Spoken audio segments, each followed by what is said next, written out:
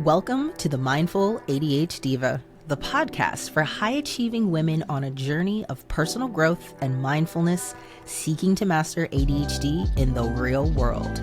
I'm your host, Coach Lauren, and each week we explore the tools and strategies that empower you to conquer ADHD challenges to live a happy and holistic lifestyle. Because remember, there are no drastic changes without drastically changing. So let's get ready to transform your life.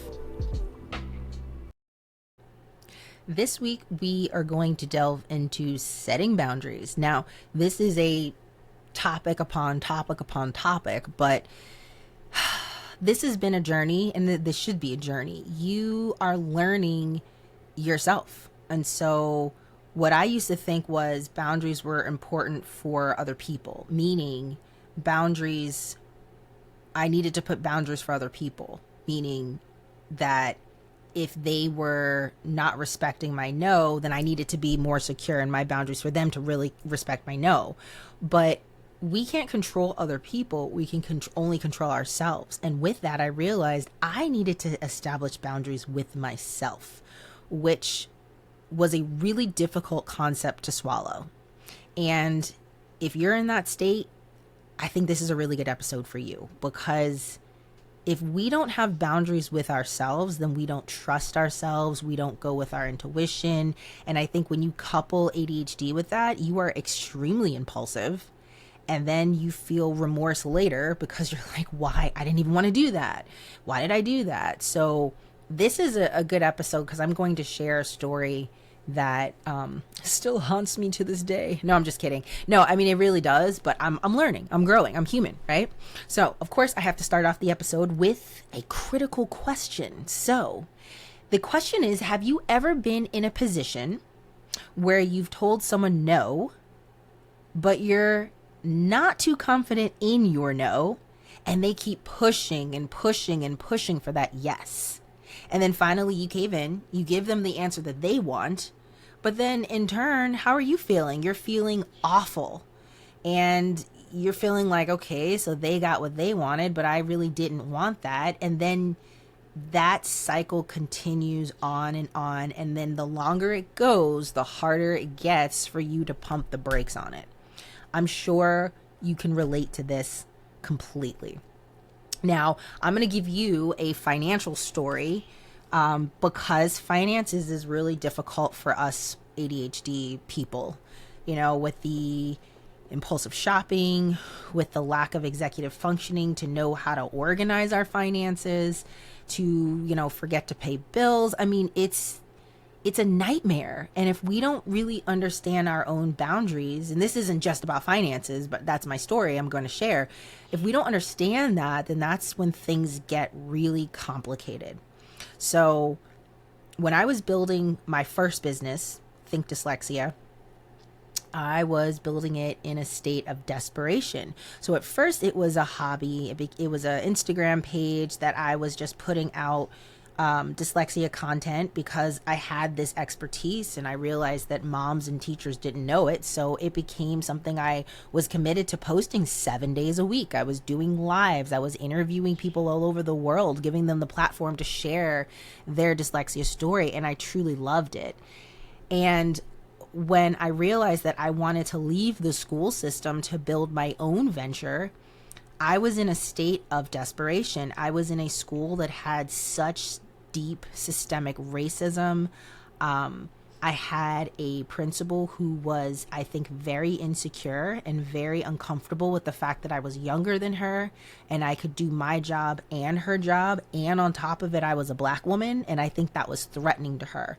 So she micromanaged the shit out of me. She harassed me. She would put me on emails and I didn't even know I was supposed to be doing these things. I mean, it was a disaster. And every day I walked into that building, I felt like I was losing a piece of myself because there was so much covert racism and there were so many microaggressions. And then on top of it, I have my doctorate. So I went by Dr. Rosenstein. So there was this level of authority that I wasn't trying to make her feel insecure, but it just really made my life a living hell. So I knew I had a skill set and I knew that I needed to leave. So I was trying to grasp on anything that came my way that I thought would help me in building this business, this venture. Now, of course, being an educator, not a business major and have a business background, I didn't know which way was up. So I am saying yes to people who don't give a shit about me, people who aren't honest, people who just want my money. So I had worked with two coaches, which I'm not going to give names, but the first coach I worked with did not respect my no. And I realized 2 years later, I was really traumatized by how aggressive this man was and trying to sell his coaching to me and using my basically my desperation of wanting this so badly. He used that to lure me in. And I wasn't comfortable with the price tag because I had never paid for something that expensive before, but he was selling this thing that I wanted, which I didn't really know exactly what I wanted, but it just seemed like that's what I wanted. And so I didn't have financial boundaries. And I remember my husband was on the fence about it, and he's like, I don't know about this. And I'm like, no, this person is really going to help me. And of course, I'm coming from the place of I am a heart-centered leader. I want impact is more important to me than money. Obviously, you need money to pay your bills and live and all that kind of stuff, but I am more interested in the impact. I was a special educator. I want to change and inspire and motivate kids. I want to do the same for my clients. But I just didn't know what I didn't know. And so I thought, well, I have to invest in myself. So I'm going to do this and then this is going to happen. I didn't get much out of that coaching relationship besides debt. And, it really haunted me for a while. And then because I didn't know my own financial boundaries, because I didn't know my own boundaries around, okay, let me pump the brakes, let me not be impulsive, let me stop and think, let me vet this person, let me read reviews, all the things that like non-ADHD people do.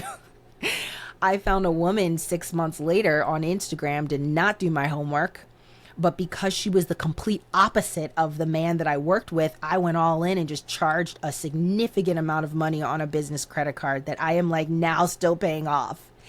And I just remember thinking, this is it. This is the shiny silver object. This is it. I invested this, and she says that I'm going to get this back tenfold because I know I'm a hard worker. I know that I put in the work. I know that you give me a task, I hyper focus on it. If it's something I want, I'm going to get it done. I have my doctorate degree. I got 2 full track scholarships. When I put a goal, my mind on a goal, I can achieve it. I didn't get any of that working with this woman. As a matter of fact, as I started working with her, in retrospect, this is where the guilt and the regret came in. I realized that she was a fraud. I was listening to her podcast after I handed over my credit card and realized this is not someone who aligns with my core values. This woman is fake as fuck. Like, she wasn't authentic.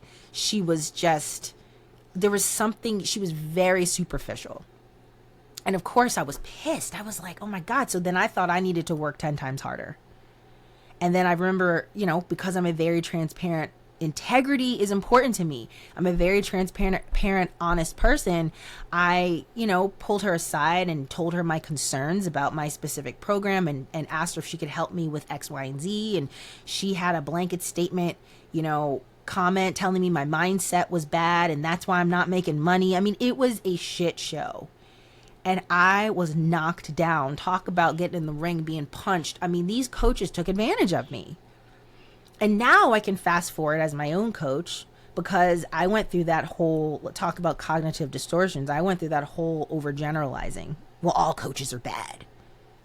That is ridiculous because that means I'm talking about myself being bad. And that's not true. It's just that I wasn't finding the right aligned, authentic coaches that actually wanted to get to know me as an individual and understand my business and how we could actually grow together. So I realize now I didn't have those financial boundaries.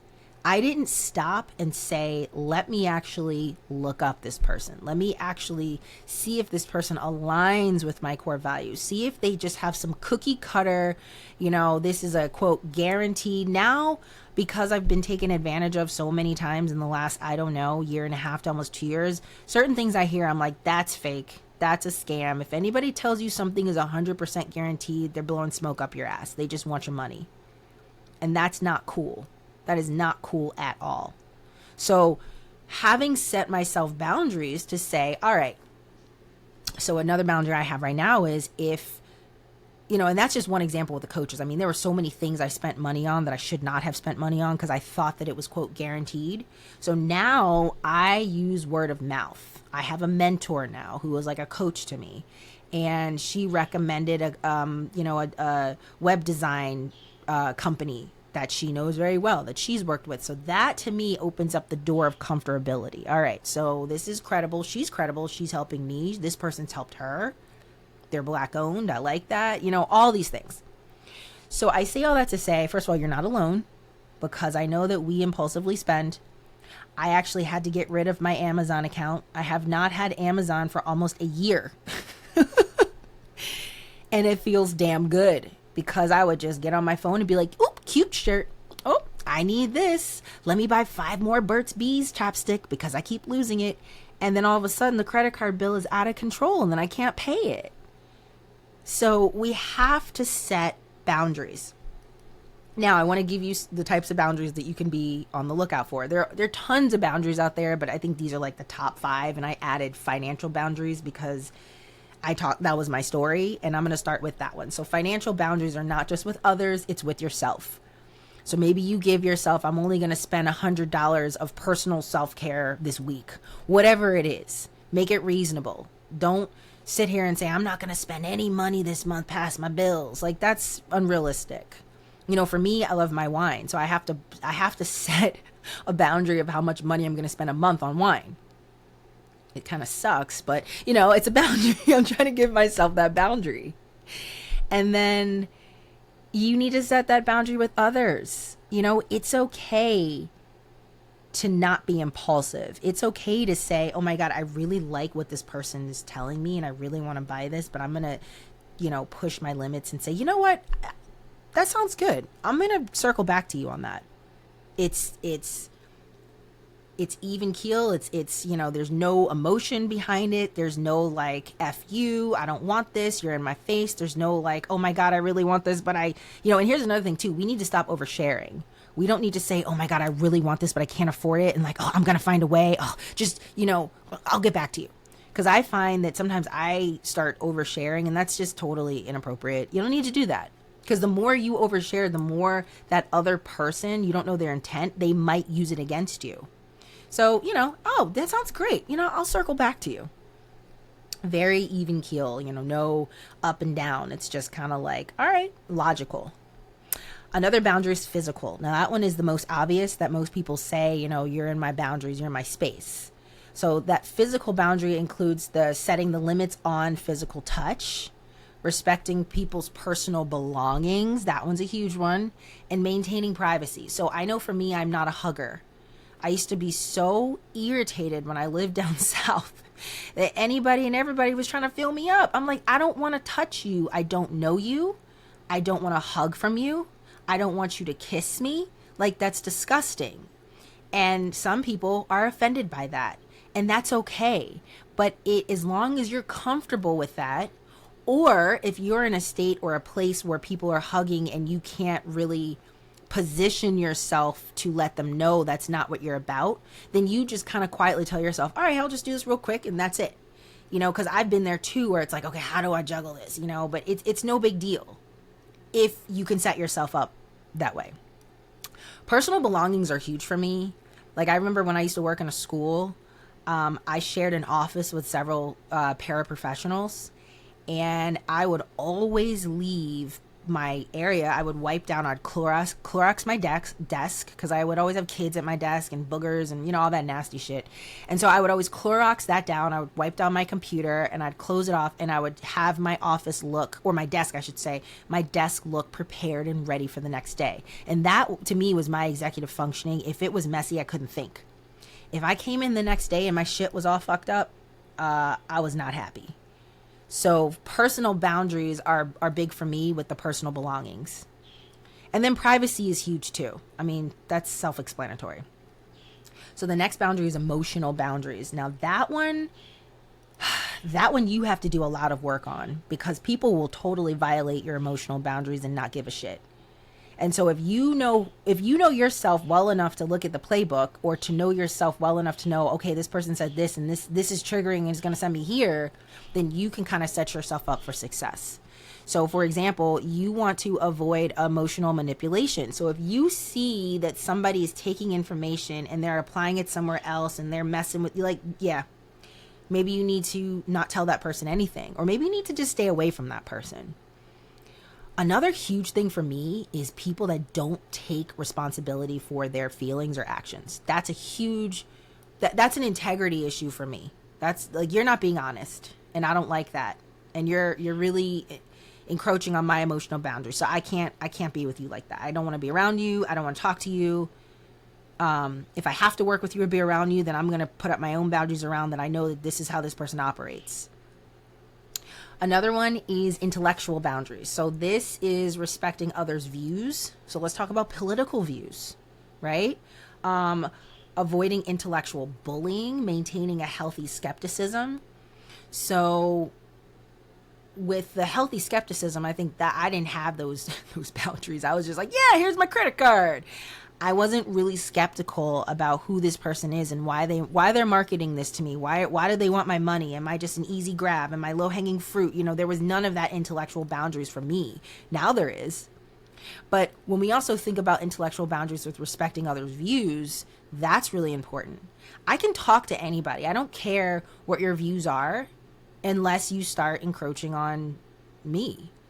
You know, I'm not religious. I feel like most black people think every black person is religious. That's not the case. Now, I'm not atheist.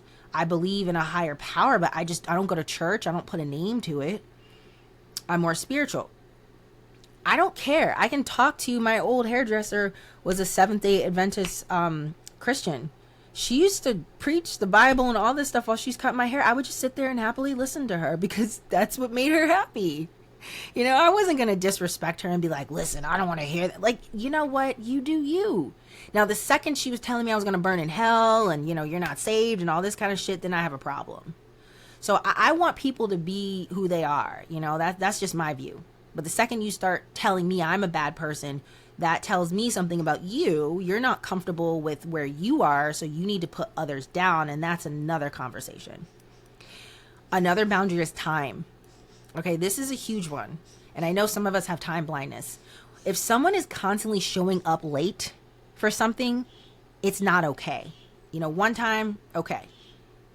2 times and they tell you they're late, that's a little questionable. A 3rd time, all right, I can't deal with this person. That is a red flag. Okay, and so they aren't setting time to show up to something that maybe you have, a party, you know, whatever it is, an event. You also, this is another time boundary, and this is something I struggled with. This is with ourselves. So you want to set a limit on your work-life balance. When I was in my other business, which I realized was not supposed to be anything greater than what it was, I had no boundaries. I was working around the clock. I was productive, but not making progress. I mean, it was insane. I'm like, okay, I need you to do this, I need you to do this, I need you to do this. And then I'm just like fried. And I just had no time boundaries around that. So when you have the time boundaries, you kind of have a sense of what's, you know, going in your mind and how you're quieting that and all of that. You're making time for self-care. And then the last one I want to touch on is material boundaries. And that is loaning people personal items, setting limits on gift giving, and avoiding financial exploitation. So you might be the kind of person that loans people money because maybe that's part of your love language. You want to help financially and all that kind of stuff. But if you're expecting someone to give you back that money, let's say you weren't clear about it and you assume, well, I would do that, so they're going to do that. Or let's say you're clear about it and they don't give it back, then that's a problem too. So these are just, 6 boundaries to think about. I want you to really think critically, like which one do you connect with or which ones are you struggling with, and really think about how you can kind of shift your mindset around that. All right. So we are coming to the end of our episode, but of course I always have an announcement, something that I want you all to click in the show notes. So you all know that I am still promoting my free masterclass, which will take place December 15th at 12 p.m. Eastern. So this masterclass is the ultimate event to discover, embrace, and nurture your values. It is a 90-minute virtual event to help women like us with ADHD who desire to uncover their authenticity so they can have a greater empowerment and impact without lack of fulfillment and emotional stress. If that sounds like something you're interested in, I want you to click the link below in the show notes. And I do want to remind you that this is not just I'm just going to speed by and have my screen off and I'll just pop in when I feel like it. I want high energy, high vibe, engaged women who are interested in a transformation. This is a space for you. This is a space for all of us to learn and grow together. And so what does that mean? It means that you have to sign up for a pre-qualifier call. Now, this is a two-way street. I want to meet you because you already know me. You're listening to the podcast. But I want to get to know you. And then I'm going to hold you accountable. What is your desired outcome in this masterclass? What are you hoping to take away? Don't just be a human doing, be a human being. I want you to be present. So if you're interested in having a quick 15-minute chat about this masterclass and what your desired outcome is, I highly recommend that you book a call with me. So when you click this link, it'll take you to my Calendly and it'll be high vibe. I'm telling you, I'm excited. These masterclasses are great. This will be my third one. Last month or October was fantastic, phenomenal. We talked about empowering that inner critic. So if you are interested in the free masterclass, be sure to sign up. If you are interested in my coaching services, I am running a 3-month, 12-week coaching program that is catered to you, but we unpack and apply the 4 pillars, which is understanding the inner critic, finding aligned authenticity, navigating the world with confidence, and then prioritizing your priorities. So if that incites and interests you, be sure to click my discovery call link in the show notes below. So that is all I've got for you divas this week, and I will see you next Tuesday at 5 a.m.